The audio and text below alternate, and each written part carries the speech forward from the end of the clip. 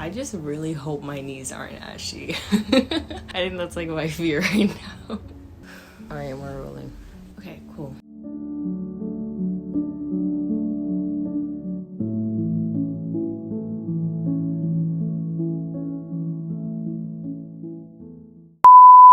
Ashleyanne answers increasingly personal questions as the camera moves closer to her face.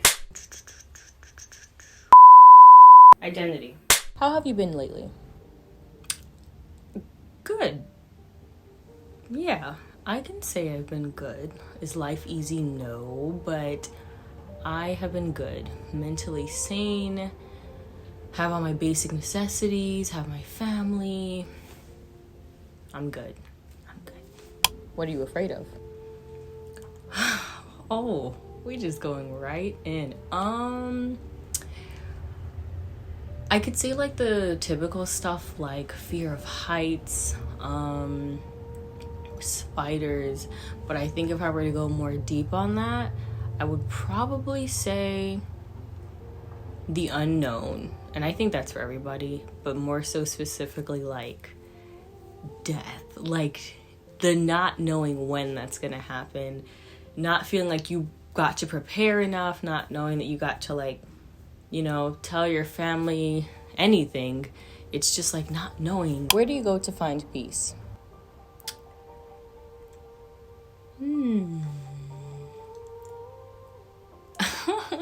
I feel like if I say like in Jesus, it's so corny, but I guess prayer, moments of silence. I don't know if there's physically anywhere that I go to find peace. I guess my room. And then in my room, I pray. I sit in silence. Usually silence, yeah. Alone, isolated in silence. I think that's how I find peace. Because you can do what you want. You can rant to yourself. You can talk to God. You could literally just sit there. You could listen to music. Yeah. What's the biggest difference between your videos when you first started compared to now? Energy. More specifically, my energy. It's not that I don't care. I guess I'm just a lot more nonchalant. I don't know if that comes with adulting, but it's just like, I don't know. I don't do as many like cuts and zoom ins and crops and edits and keyburns and, you know, like I sit down and film. Like, yeah, maybe I'll still cut out some ums, but even then I allow myself to appear human in my videos. And they're less gimmicky. I'm not really trying so hard to get you to pay attention. You know, I would hope that whatever comes out of my mouth is enough. And I think I more so just focus on the film aspect of it, of nice B-roll, nice editing, clean editing as well.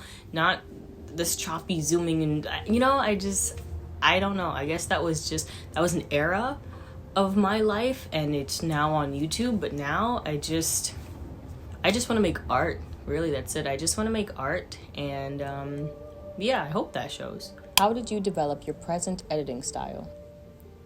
I don't know. I guess it's like I said, I think what I wanted my videos to look like changed. What I wanted the end result to look like, that drastically just changed. I just don't really have this desire to make gimmicky videos. And I don't really know if I necessarily have a style of editing. I guess you could say very nostalgic vibes. I do a lot of VHS imitations, a lot of like old film imitation type of stuff, a lot of glitches, things like that, just because I like it and it works for me.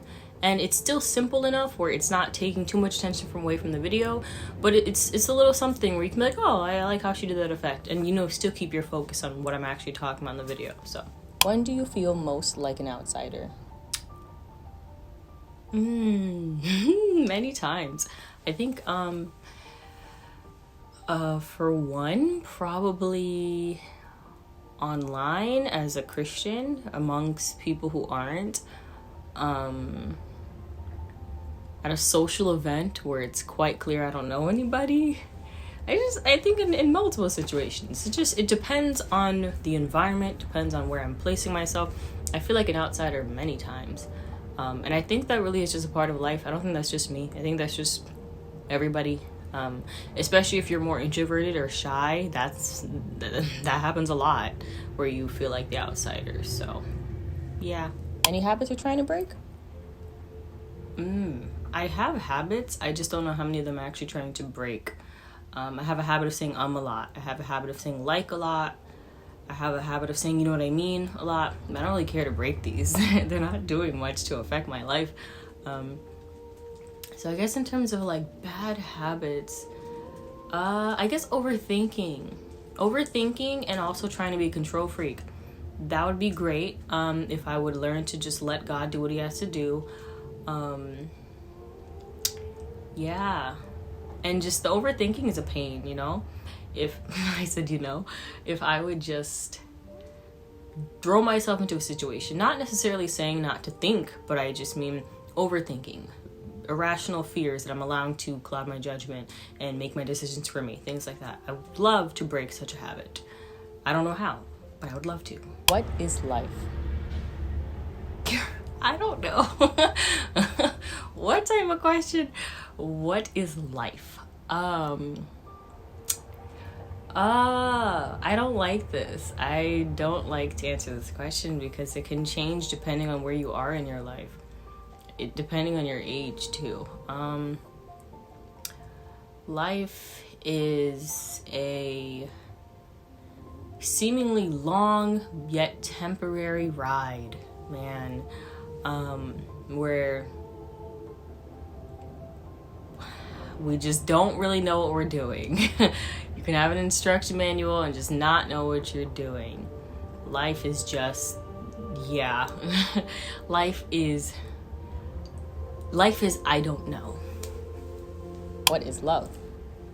Love is a choice. Love is an umbrella, and it has a lot just underneath it. In love, there's sacrifice, there's servitude, there's communication, there's humility, there's a lot. Love, ultimately though, you're choosing to do all these things. You're choosing to communicate with that person. You're choosing to serve that person. You're choosing to sacrifice things because you love that. You made the choice to love that person. Love is a choice. And it's not easy. Love is not fireworks. It's not sparks. It's not butterflies in your stomach. Love is work. It's a choice and it's work. And it's beautiful despite the work. Who or what inspires your style? I don't know. I don't really know what my style is. I think I prefer comfort over, I still like to be stylish, but I think comfort is most important to me. I liked a lot of inspiration from 90s style. I really love the type of denim that was worn in the 90s to like Full House, Fresh Prince of Bel-Air. Just that material, I really liked it. I really liked Denise from The Cosby Show. I really loved the way that she dressed. Ashley from Fresh Prince. Go figure. Yeah, I think that's my vibe. I think I take a little bit of inspiration from like my parents and how they dressed in like the 80s and stuff. But ultimately, I don't really know who I get my inspo from. How would you describe your style? I guess you could say I don't know. Your mom in the 80s and 90s and early 2000s. That's it. If your life was a movie, what would be the opening scene? I like this question. Well, for starters, it'd probably be a coming of age. I want to like see myself learn life lessons. I would want it to be something intense. Something, dare I say, cerebral? I don't know. Just something where I'm doing a very intense activity, whether it's like typing super fast, or I don't know. I have no idea what I'm saying. Just something deep, something intricate, something where you're like the movie has just started and you're already like, oh my gosh, what is going on? Like something heavy. Or I would love to start it with a problem. Like let it start with a conflict. Like whatever the climax is that is just life altering, let that be the opening scene. And then from there, just just explain what happens. I would love that. That'd be, yep, I would watch that. That'd be cool. Cool. Pop culture. What are you obsessed with right now? I don't know. I don't like the word obsessed, but something I'm just super into at the moment. K-pop. I got into K-pop in November of 2020, I think. But not just K-pops. I really like K-dramas. I never thought I would get into K-dramas. I think the writing is interesting. It's a tad different from ours, I would say. The love triangles, I definitely think are written better than ours. I like how their love triangles are actually very difficult. It's hard to like decide who you want her to be with because you actually really like both guys. Really enjoy that. Production is terrific too. It's filmed beautifully like their movies. So yeah. Do you have a favorite group Of K-pop? I feel like I don't know. Okay, I have my favorite, but like I go to like different groups for different genres, you know what I mean? I think I would say BTS is my favorite only because that's like the first group I was introduced to. But like I said, I go to different groups. I go to Stray Kids for slight hip-hop kind of R&B vibes. Lately I've really been liking NCT 127. Girl groups, Mamamoo, oh my gosh, for voices specifically. Their voices are impeccable. Like, they're terrific singers. I like Twice. Oh, but to answer the question, BTS at the moment. Who is the coolest person on the planet? That is a question. Wow. Apart from my grandma. But the coolest person on the planet, I don't know why I feel inclined to say Rihanna. I don't know why that's like the first person to pop into my head. I think I just like how she carries herself because she just kind of doesn't care, you know? And that's like really hard to do in this society. But I'm sure she has her own insecurities, but at least from the outside looking in, she just looks like she just, you know, she don't be caring. Like, she worries about her business and her business only. And I admire that specific trait because I want to be able to just, you know, mind my business and not really care how people feel about me. What is your favorite Marvel movie? Ooh, okay. I feel like it's between Captain America Winter Soldier and Avengers Age of Ultron because I feel like both of those are so slept on, especially Age of Ultron, but like, it's so good.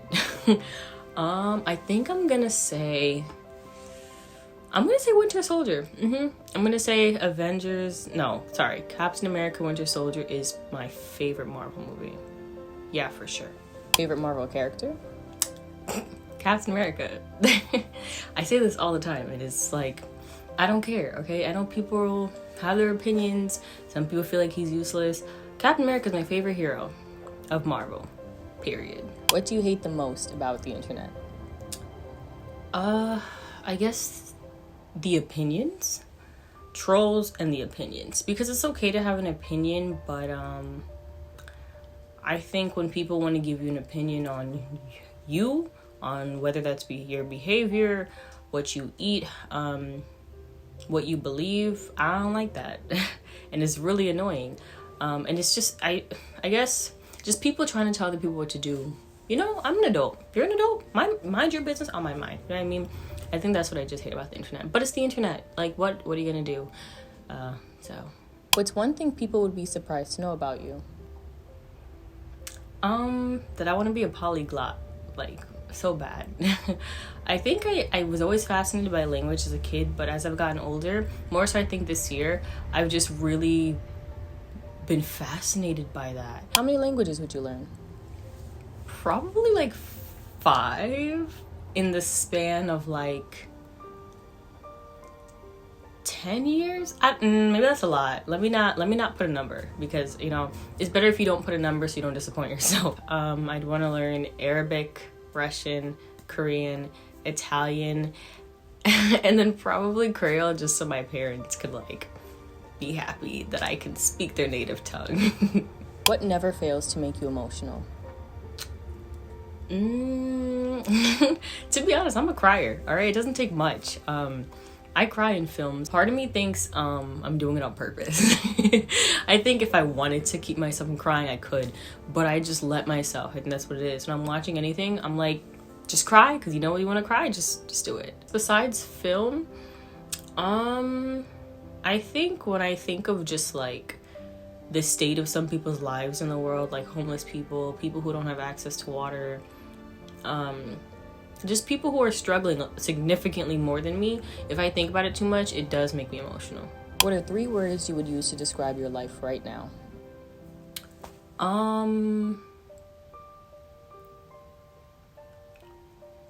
It gets better. That's it. Would you ever go back to school? Maybe. I think so.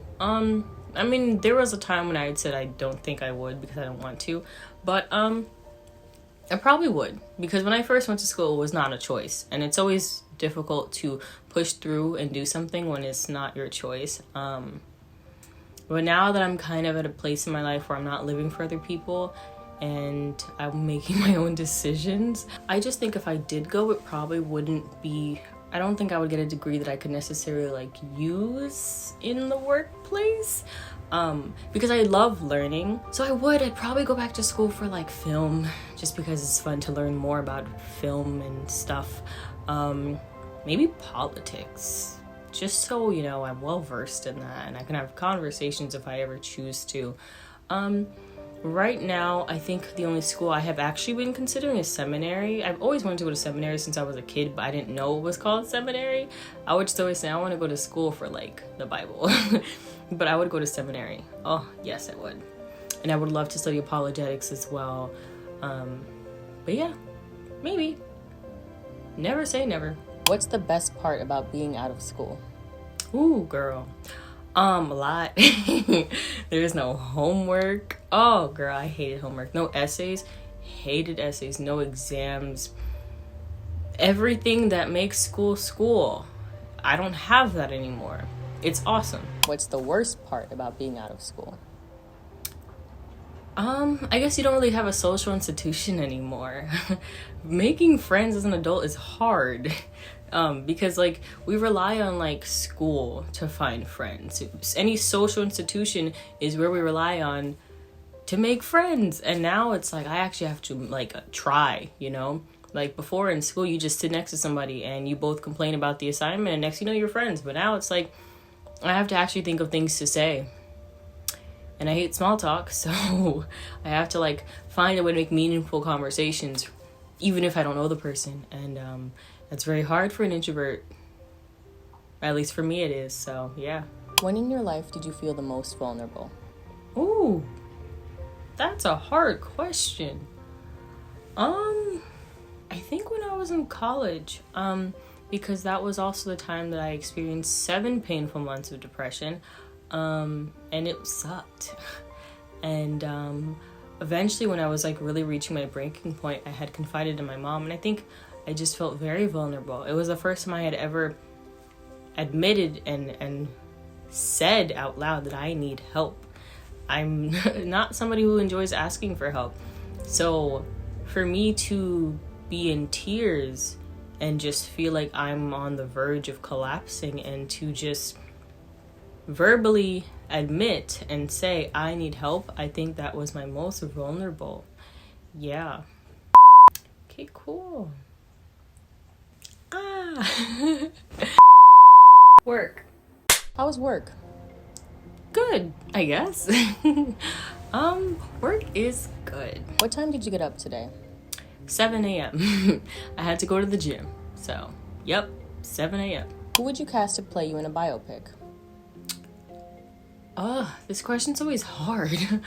Immediately I think of like the celebrities who are my age or close to it. So that would be like what?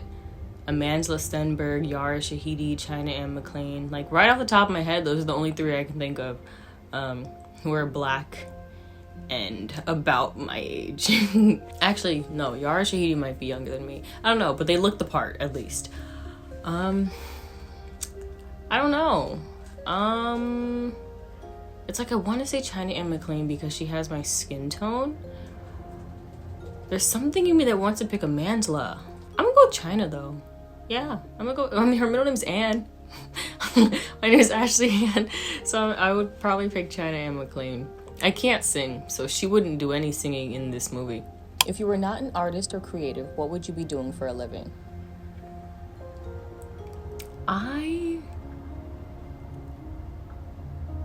don't know, because my job already is not really such a concrete answer. I'm a creative person. I create art, whether that's writing, whether that's film. I create art. It's literally most of me since I grew up. I've always done art. I think if I wasn't writing or just creating anything, I'd probably do interior design because I love interior design. Yeah. How long does it take you to edit a video or write a chapter? Editing video can very much vary. It depends on the video. On average, it probably takes me 4 to 5 hours to edit a video. Probably. So if it's like a sit-down one, maybe 2 hours. Yeah. Writing a chapter.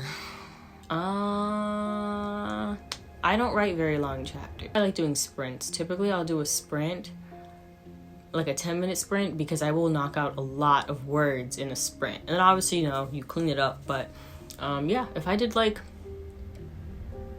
a sprint, maybe like 10 minutes with 5-minute intervals, and about 3 of those 10 minutes, maybe I could have a chapter done.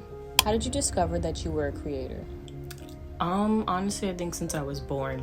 When I was like in first grade, I used to draw a lot of Disney characters, a lot of Mickey Mouse typically, or Minnie Mouse. And that was also the same age that I started making clothes for my dolls. So I would get, do you know like those fabric like book covers, like back when like people used book covers? I would like take those from my mom's room, cut them up. That was my fabric, and I would like take a needle and thread.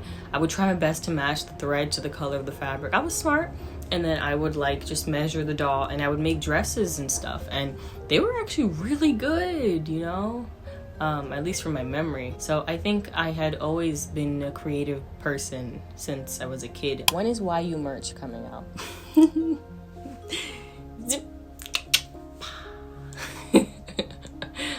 How would I be able to make that sound if I zip my mouth? The answer is soon. That's it. Have you always thought about being an entrepreneur? Yeah. I think even if I didn't know it, yes. Because like I said, when I was younger, I used to make dresses for my dolls. But age 12 was when I started getting really good at doing nails. 12 or 14, very different ages, one of them, maybe 14. I started getting into doing nails, and I did a really good job at it. And I would post it on my old Instagram. And I think my family took notice of that, so they would have me do their nails. And then I was like, I should be making money. So I remember I made my business cards like on Microsoft PowerPoint, I think. And I would like cut them out, and I didn't have a laminator, so I would just take tape and like tape both sides, and I would give it out. And my prices were kind of weird. I charged by the finger. And then when I was 17, I started doing freelance makeup and doing makeup for other people. And my prices were pretty darn reasonable, right? If anybody was having a problem with that, girl, I don't know where you're gonna get cheaper prices. They're right here. But I'd always been an entrepreneur since I was a kid. Is there a film that deeply changed or affected you? 2, and they're very different from each other. But I think I would say The Case for Christ, because it got me to want to read the book. And then after reading the book, it really just made me want to explore my faith more and learn more about the Bible, learn more about Jesus. Because like I said, I love learning, so it made me just want to like really dive in, I guess, learn more. And then I think I would say, weirdly enough, I'd probably say Knives Out. I understand that's so different, but I say that because it's my favorite movie, but also because I just enjoy looking at it, not just watching it, looking at it. I love the way it was filmed and the way it was edited. Everything from sound design to wardrobe to composition, and everything in between. I really just love the structure of that movie. And I think that's just really what got me into film even more. So yeah. What's the most important thing to remember when you're dealing with extreme amounts of pressure? I think for me personally, I tell myself, it's gonna get done. It's really hard to tell yourself that and believe that, but it's gonna get done. You're gonna figure it out. Ultimately, you're gonna figure it out. I know in the moment it seems impossible and you're not gonna get it done, but you're gonna get it done and it's gonna be great, and you will never regret the fact that you tried. Give it your all and just do it.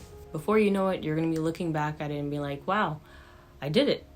And you may not understand how, but you did it. So I hope you guys enjoyed that. It took some time to film, to plan, but I hope you enjoyed it, and I will catch you guys tomorrow. Peace.